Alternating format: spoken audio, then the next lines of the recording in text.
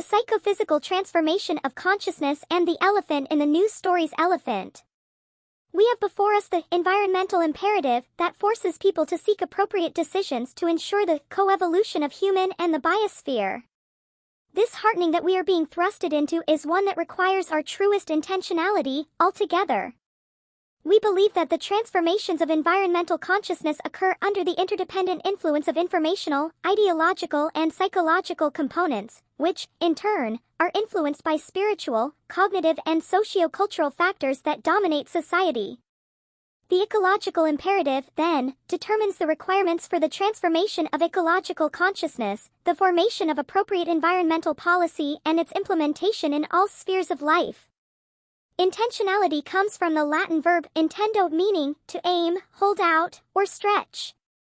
In the context of phenomenology, it refers to consciousness's ability to be of or about things, how consciousness can direct itself toward objects internal, images, memories, etc., and external, things, relations, and events in the world.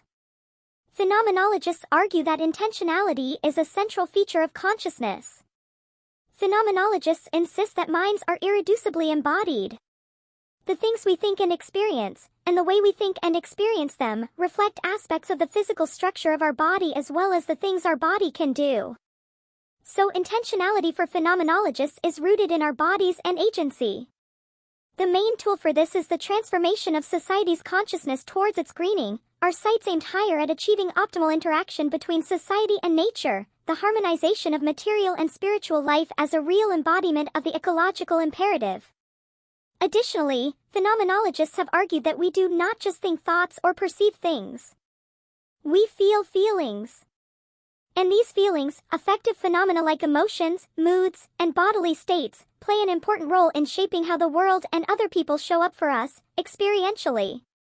Feelings are an essential part of the way we are intentionally open and responsive to our world. If an intentional mental state can serve as the basis for the arising of a subsequent moment of cognitive awareness, then consciousness is a causa sui and no longer fits the explanatory model of dependent arising. It could be due to our evolving understanding of voluntary action and of the causal and motivational factors that inform, condition, and sanction our valuing judgments, which transforms one from a normal human being into an enlightened being.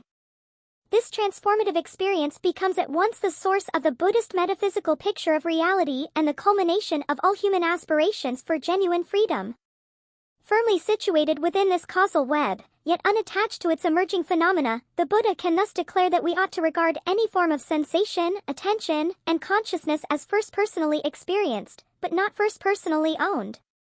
A concept referred to as psychophysical parallelism, or the proposition that one's so-called subjective experiences are intimately tied to the state of one's so-called physical brain.